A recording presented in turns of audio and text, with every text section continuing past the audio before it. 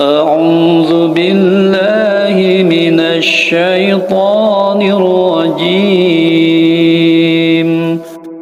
بسم الله الرحمن الرحيم Bismillahirrahmanirrahim. Assalamualaikum warahmatullahi wabarakatuh. Alhamdulillah wassalatu wassalamu ala Rasulillah wa ala alihi wa sahbihi wa mawalah, amma ba'd. Alhamdulillah, kembali lagi dengan saya Abu Najlah dari channel Hafalan Zikir dan Doa Harian. Seperti biasa, saya akan melanjutkan kembali pembahasan tentang puasa Ramadan ya, yang kemarin sudah sampai di hukum puasa dan juga jenis-jenis atau macam-macam puasa. Buat teman-teman yang mau tahu, boleh ditonton di video sebelumnya ya. Sekarang saya lanjutkan saja biar cepat ya. Di sini bagi orang yang berpuasa itu ada banyak hikmah. Di antara yang paling pentingnya yaitu agar kita bisa mencapai derajat takwa. Sebagaimana yang disabdakan, yang difirmankan Allah dalam Al-Quran di ayat yang terkenal kemarin ya. Ujungnya la'allakum tattaqun, agar kalian atau agar kita semua menjadi orang-orang yang bertakwa. Apa itu takwa? Definisi paling umum takwa adalah menjalankan semua perintah Allah ya, imtisalu awamirihi wajtinabu nawahihi, menjalankan setiap perintah Allah dan menjauhi larangannya. Itu ya.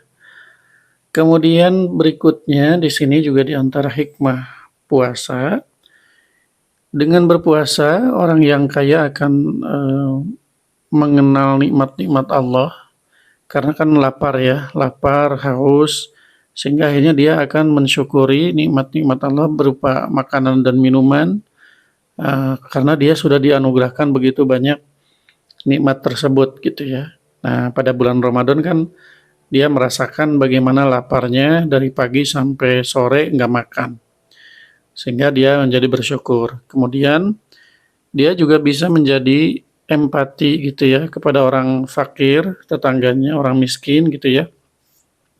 Jadi dia bisa merasakan kelaparan tadi sehingga berarti orang miskin atau orang fakir pun mungkin setiap hari seperti ini ya, mereka kelaparan. Akhirnya dia merasakan seperti itu dan jadi simpati kepada orang-orang miskin, kemudian mau bersedekah, berbagi rezeki dengan mereka. Itu di antara hikmahnya ya. Kemudian di antaranya lagi juga ini untuk menampakkan bersatunya umat Islam, kompaknya umat Islam ya. Mereka berpuasa bersama-sama gitu ya, di mana-mana kan. Gak hanya di kampung kita, tapi di negara kita, bahkan di dunia. Di bulan Ramadan ini semua muslim itu berpuasa sehingga kompak gitulah. Untuk menampakkan kekompakan, kesolidan umat muslim. Itu di antara hikmahnya ya. Sekarang saya masuk ke Fadailus Shaum, fadilah-fadilah atau keutamaan-keutamaan berpuasa gitu ya. Ini yang akan kita dapatkan ketika kita berpuasa. Di antaranya, ini langsung saya percepat saja ke poin intinya saja biar tidak bertele-tele ya. Yang pertama, fadilahnya itu puasa bisa menjadi sebab diampuninya dosa-dosa kita.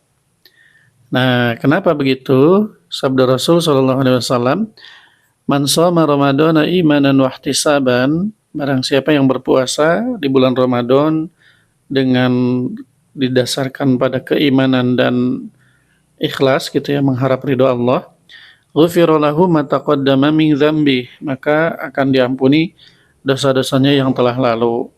Nah, ini hadisnya juga sudah sangat terkenal ya. Ada 3 hadis yang redaksinya mirip, man soma, man qoma ramadana, kemudian man qoma lailatal qadri. Nah, kurang lebih seperti itu ya. Jadi ujungnya ghufira lahu ma taqaddama min dzambi. Kemudian dalam sabda Rasul yang lain, as-shalawatul khamsu, sholat-sholat yang 5 waktu itu, wal jumu'ah ilal jumu'ah, dan dari Jumat ke Jumat, wa Ramadan ila Ramadan, dan dari Ramadan ke Ramadan, itu bisa menjadi penghapus dosa-dosa di antara keduanya. Jika si orang tersebut menjauhi dosa-dosa besar gitu ya. Nah, jadi antara sholat ke sholat, antara subuh ke zuhur, zuhur ke asar, dan seterusnya, kemudian antara Jumat ke Jumat, antara Ramadan ke Ramadan itu eh, menjadi kafarat gitu ya, atau dihapuskan dosa-dosanya. Jadi habis sholat subuh, kita bekerja, kita berjualan misalnya, sampai lohor itu kita ada dosa-dosa yang tidak terasa ya, atau mungkin kita bohong pas dagang gitu ya, atau kita apalah gitu ya, ada dosa-dosa kecil. Nah, maka dengan sholat zuhur itu akan dihapus. Begitu pun dengan Jumat ya, jadi akan menghapus antara dua tersebut. Kalau sholat itu per hari itu ya, kalau Jumat itu per minggu, kalau Ramadan ini per tahun gitu ya. Jadi setahun dihapusin lagi gitu ya. Nah, ini syaratnya asalkan kita menjauhi dosa-dosa besar, dan dosa besar tidak bisa dihapus dengan ini ya, tetap harus bertaubat. Kemudian yang keduanya di sini mendapatkan pahala yang tidak terhitung atau tidak terhingga atau tidak kita ketahui ya. Karena sabda Rasul, kullu amal ibnu Adam, itu setiap amal anak Adam itu dilipat gandakan. Al hasanatu bi asyri amsalihha. Setiap satu kebaikan itu dilipat gandakan 10 kali lipatnya gitu ya. Semisal. Kemudian sampai bahkan ila sab'i mi'ati di'afin, sampai 700 kali lipat. Qala Allah azza wa jalla, kemudian Allah azza wa jalla berfirman, illa saum, kecuali puasa, fa innahu li, karena puasa itu untukku dan aku yang akan membalasnya.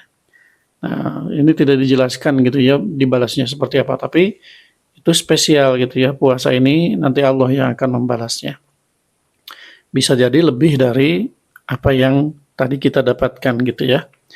Nah, itu. Kemudian berikutnya, nah ini bau mulutnya orang yang berpuasa itu di sisi Allah itu lebih wangi dibanding minyak kasturi. Nah, ini sudah terkenal juga ya. Qala sallallahu alaihi wasallam, sabda Rasul sallallahu alaihi wasallam, waladzi nafsu Muhammadin biyadihi la khulufu fami shaim atyabu indallahi min rihil misk. Nah, ini ya. Dan demi zat yang jiwa Muhammad dalam genggamannya, bahwa sesungguhnya baunya mulut si orang yang berpuasa, karena orang yang berpuasa walaupun gosok gigi pasti tetap akan bau ya. Karena kan si cairan-cairannya kering gitu ya, ludahnya kering. Kemudian mungkin dari dalam perut juga hawa-hawa atau mungkin asam lambung naik dan seterusnya gitu ya. Sehingga walaupun gosok gigi tetap nafasnya itu akan ada bau-baunya. Nah, tapi di sisi Allah itu lebih wangi, lebih harum daripada minyak kasturi. Kemudian bagi orang yang berpuasa itu akan mendapatkan 2 kebahagiaan. Sabda Rasul, bagi orang yang berpuasa akan mendapatkan 2 kebahagiaan, yaitu yang pertama ketika berbuka gitu ya, orang yang berbuka puasa seharian tadi kelaparan kehausan, saat berbuka pasti bahagia ya. Ibarat kita dari pagi sampai sore nggak makan-makan, tiba-tiba ada yang ngasih makan gitu kan, pasti bahagia. Kemudian yang kedua nanti di akhirat ya, ketika bertemu dengan Allah Subhanahu wa taala, itu juga akan berbahagia. Kemudian berikutnya, puasa juga akan menjadi tameng gitu ya dari api neraka. Jadi kita akan dilindungi dengan puasa tersebut dari jilatan api neraka gitu ya, sehingga kita tidak akan terkena api neraka. Langsung saja kita lanjutkan saja.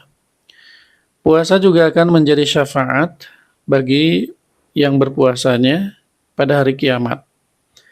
Nah, di sini sabda Rasul, asyamu wal Qur'an, puasa dan Quran itu akan menjadi syafaat bagi hambanya di hari kiamat.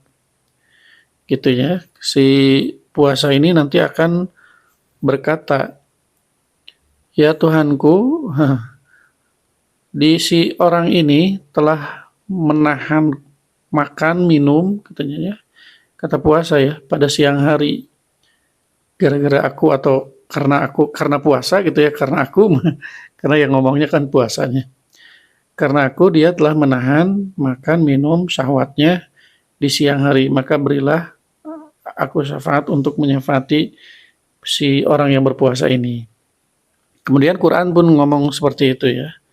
Wa yaqulul Quran, dia telah menahan matanya di malam hari, jadi nggak tidur gitu ya, atau mungkin tidurnya berkurang gara-gara dia membaca Al-Quran. Maka minta untuk memberi syafaat kepada yang membacanya. Qala, maka Allah mungkin ya ini, Allah menjawab, silahkan disyafaati atau kalian bisa mensyafaati orang tersebut. Atau di hadis yang lain, sabda Rasul, Iqra'ul Quran fa innahu ya'ti yaumal qiyamah syafi'an li ashabihi. Itu juga sama ya. Quran kalau kita baca, kalau kita sering baca Quran di dunia, nanti di akhirat Quran akan menolong kita lah, kurang lebih seperti itu. Kemudian berikutnya, orang yang berpuasa akan masuk ke surga melalui baburoyan. Nah, ada pintu khusus ya. Pintu khusus di surga, khusus untuk orang-orang yang berpuasa, namanya pintu Ar-Royan. Nah, gitu ya. Ini sabda Rasul SAW, inna fil jannah baban, sesungguhnya di surga itu ada pintu-pintu. Kemudian yuqalu lahu Ar-Royan, ada pintu, ada satu pintu yang dinamakan dengan pintu Ar-Royan.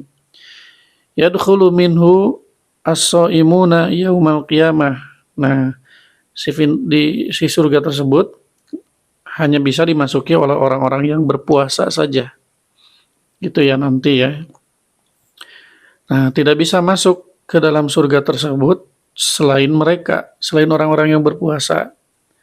Gitu. Kemudian dikatakan, aina shaimun, di mana orang-orang yang berpuasa? Fayakumuna, maka berdiri mereka, kemudian pada masuk surga. Dan tidak ada seorang pun yang bisa masuk ke dalamnya kecuali mereka yang berpuasa tersebut. Faidza dakhalu, maka ketika si orang-orang yang berpuasa tersebut sudah masuk semua, kemudian dikunci itu surga, orang lain tidak bisa masuk. Nah, gitu ya. Jadi ada surga khusus, pintu khusus di surga yang namanya Ar-Royan, itu khusus untuk orang-orang yang berpuasa. Kemudian berikutnya, fadilah berikutnya yaitu Allah akan menjauhkan dia, si orang yang berpuasa ya, dari jahanam sejauh, dari panasnya neraka jahanam sejauh 70 tahun. Masya Allah. Sejauh 70 tahun ya.